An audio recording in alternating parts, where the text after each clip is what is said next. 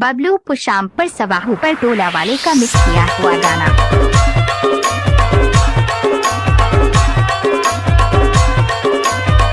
चल तो बबलू तुलसी जी गाना ला बजा पर सवाहू पर टोला वाले।